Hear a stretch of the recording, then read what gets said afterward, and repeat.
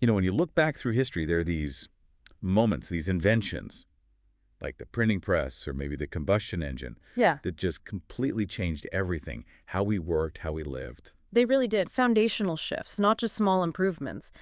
And, well, a lot of signs are pointing to artificial intelligence, especially the generative kind, being the next big one on that list. Right. We're already seeing its ripples, particularly in fields heavy on knowledge work, Mm-hmm. like, well, like public service. Exactly. So for this deep dive, we really want to tackle this core question. How is generative AI actually changing the nature of work?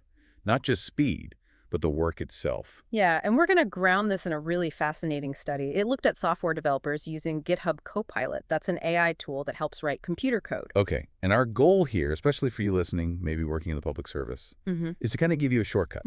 Not just that AI makes people more productive, but how it's changing the day-to-day tasks, the interactions. And hopefully these insights can help you think about how AI might, empower public servants here in Canada to make an even bigger difference for citizens. Exactly. So the basis for our chat today is this detailed working paper, Generative AI and the Nature of Work. And they used a really clever method, sort of natural experiment in the real world. Yeah, it's a solid piece of research, ready to jump in. Let's do it. So first off, this idea of AI as a general purpose technology, what does that really mean in this context? Well, it means it's not just for one specific thing, like electricity or the internet. It's starting to permeate, well, basically everywhere in the economy, slowly but steadily. And the predictions are that the biggest bang for the buck, economically speaking, is going to be in productivity, right? Especially for knowledge workers. That's consistently what the forecasts show, yeah. For people whose main job involves thinking, analyzing, creating, AI seems poised to have a really significant impact. And the type of AI really driving this current wave, especially since, what, 2022? That's generative AI. Right. Things like GPT-4, which many people know from ChatGPT, or Google's Gemini, Meta's Llama, these are large language models. They're trained on just, massive amounts of data. And they learn to predict outputs. So in this case, the study looked at AI predicting computer code. Exactly. And the speed at which this tech has developed is, well, it's pretty staggering. So how did the researchers actually study this? They looked at open source software, right? OSS. Yes, specifically developers working on GitHub. It's kind of the perfect lab for this. Why is that? Because so much of the work is public, you can actually see what people are doing, how they collaborate, and crucially, the AI tool they studied, GitHub Copilot, was introduced in a way that was almost random for some developers. So it wasn't people self-selecting based on, how tech savvy they were already. Precisely. It helps isolate the effect of the AI itself. Okay, and there's this specific issue in open source they mentioned, the linchpin problem. Tell me about that. Right. Think about any important project, maybe even in government. You often have one or two key people, the maintainers in open source terms. They're brilliant at the core work, say the actual coding or the deep policy analysis. The experts. Exactly. But they get bogged down with, well, everything else. Managing tasks, coordinating, answering questions, reviewing others' work, all the overhead. So they spend less time doing the thing only they can do really well. Yes. And that leads to burnout, bottlenecks. Uh, It's a huge issue, especially for critical digital infrastructure that relies on these volunteers. It's a problem in many knowledge work settings. okay, I see the parallel. So given that context, how did this study actually figure out what Copilot specifically did for these developers? It was quite clever, actually. They used what's called a regression discontinuity design. Right. Basically, GitHub had this internal ranking for open source developers, not really public knowledge. Okay. And based on that ranking, they decided to give free access to Copilot to developers below a certain cutoff point. Those just above the line didn't get it for free. So you have two groups, really similar in terms of their ranking and presumably their skills. But one group suddenly gets free AI access and the other doesn't. Exactly. It's about as close to a controlled experiment as you can get in the real world without actually assigning people randomly in a lab, a natural experiment. And the amount of data they had was huge, right? Oh, massive. Millions of observations. They tracked almost 190,000 developers every week for a whole year, looking at all sorts of activities they performed on GitHub. Wow. And did the developers who got free access actually use Copilot more? They absolutely did. Even though GitHub didn't really advertise this free access widely, the eligible developers showed a big jump in adoption. Depending on how you measure it, usage increased somewhere between 61% and over 300%. So the free access definitely worked. It led to more AI use in that group. Definitely. It established that crucial first step. The AI was actually being used more by those who got it for free. And I guess for anyone thinking about bringing AI tools into, say, a government department, knowing this cause and effect relationship is really important. It's not just correlation. Absolutely critical. You want to know what the tool itself is doing. Okay, so let's get to the core finding. What happened? How did having Copilot change how these developers spent their time? This is where it gets really interesting. The single biggest finding was a major shift in task allocation. Developers with access to Copilot started spending significantly more time on their core work, the actual coding, and less time on those non-core project management tasks we talked about. Really? So it actually helped them focus on the main job. Exactly. Their coding activities, as a share at everything they did, went up by about 5.4 percentage points, which, compared to their baseline, is like a 12.4% increase. That's substantial. Wow. And the project management side. That dropped by 10 percentage points, which is almost a 25% reduction relative to their baseline. A huge shift away from the administrative stuff. That's quite dramatic. Why did that happen? Was the AI just writing code faster for them? It's a bit more nuanced.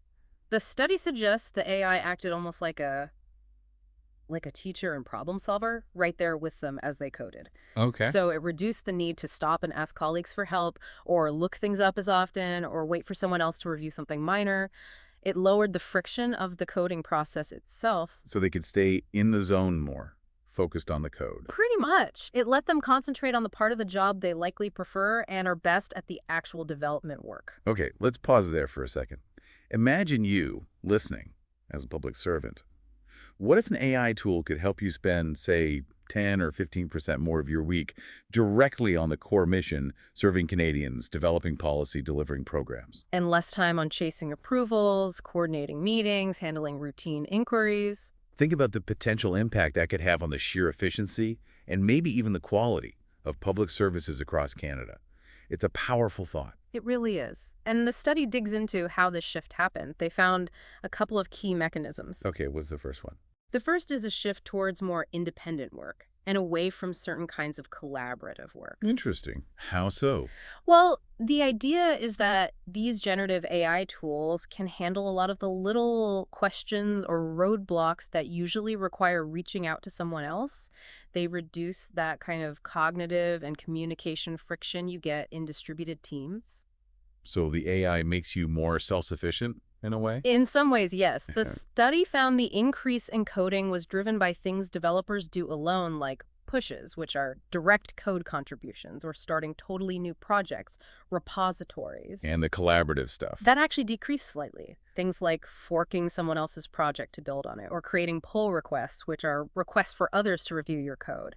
And on the project management side, the drop was biggest in activities requiring interaction, like reviewing those pull requests or assigning tasks. So they weren't interacting with quite as many people on the platform.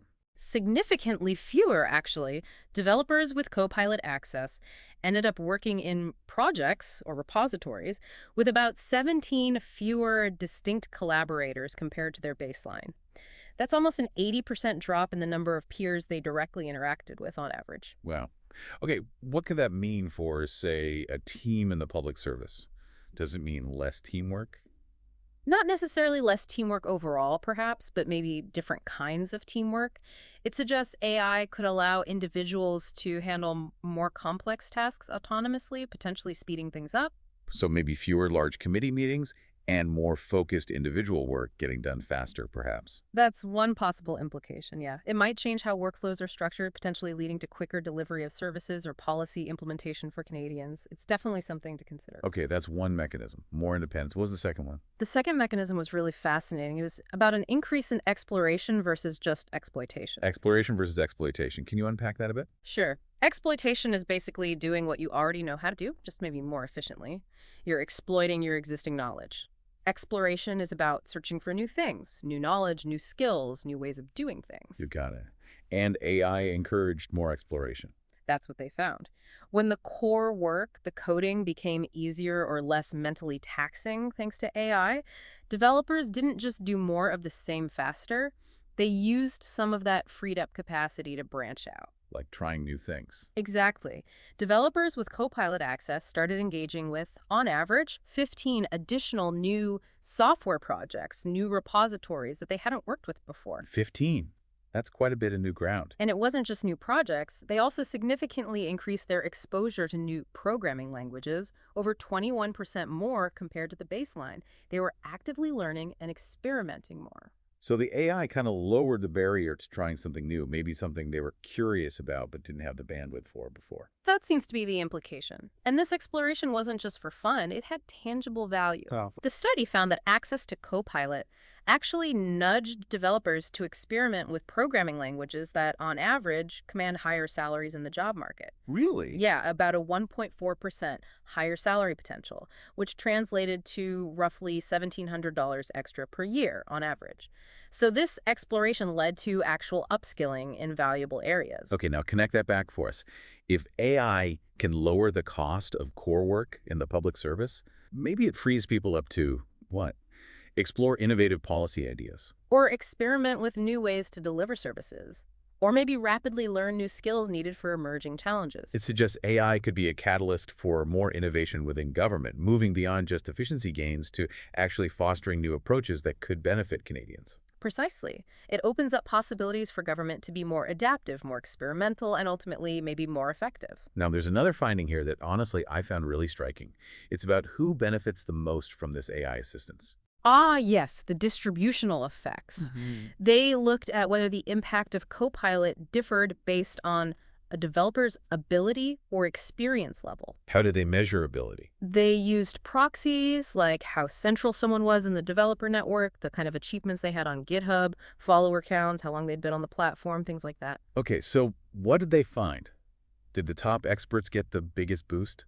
Actually, no, it was the opposite, and this is really significant. Go on. They found that individuals below the median ability level, so the less experienced, maybe less central developers, showed larger increases in their coding activity and larger reductions in their project management burden compared to the high ability group. Wow. So the less experienced workers benefited more. Substantially more. The paper concludes that lower ability workers benefit more from the Copilot programming AI. It acts as an equalizer. An equalizer. That's powerful. It suggests AI isn't just widening the gap between top performers and everyone else. It might actually be narrowing it, reducing the inequality of contributions. That's the implication. It seems to provide a bigger lift for those who might have struggled more or spent more time on the non-core tasks previously. Okay, think about this in a public service context. What could this mean for professional development, for career progression?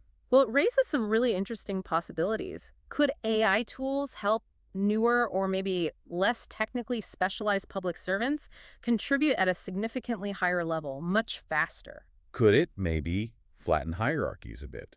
If expertise is augmented by AI, does that change the dynamic? Potentially. It might even allow more senior people who maybe got promoted away from the hands-on work they loved to re-engage with that core work if they choose, because the AI handles some of the overhead. It opens up different career path possibilities. That's a revolutionary thought for traditional organizational structures. It certainly challenges some assumptions. Okay, so we have these shifts: more core work, more independence, more exploration, and a boost for less experienced folks. But what about the quality? Did the code get worse? Were there security issues? That's always a big concern with AI generation. A critical question. And the study looked at this directly. They found no evidence that using Copilot had a negative impact on the quality of the code or the developer's overall effectiveness. No negative impact. Okay, that's good. But wait, it gets better. They actually found a positive effect regarding security. How?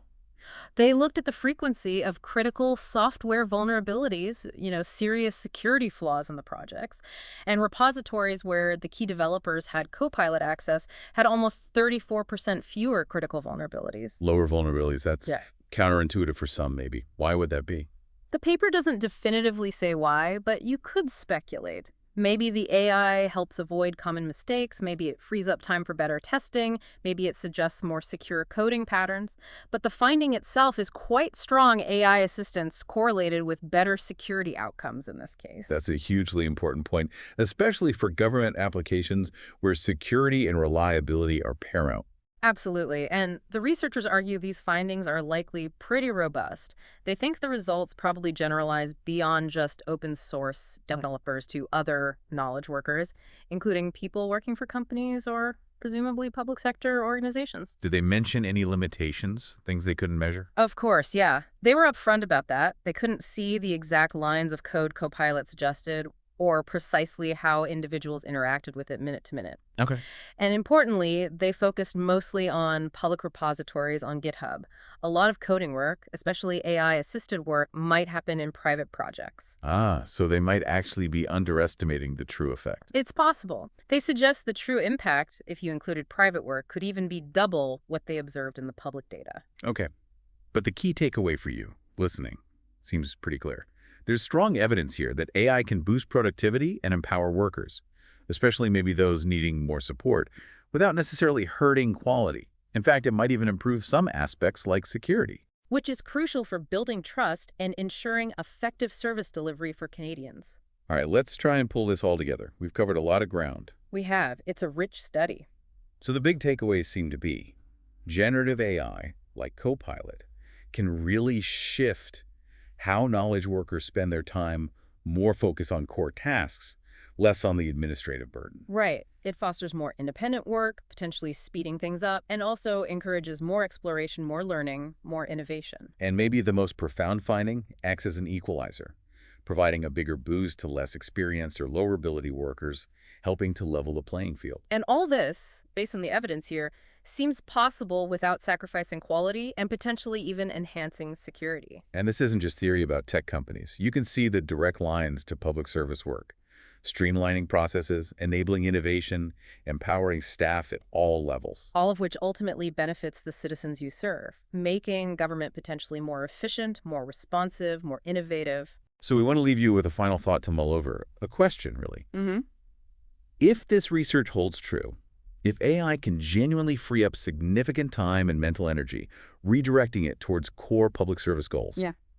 if it fosters more exploration and empowers a wider range of talent, how might you, in your role, start rethinking things? How might you think about structuring your teams differently, delivering programs in new ways, speeding up policy development? How can you leverage these potential shifts to build an even more effective, responsive, and innovative government for the people of Canada?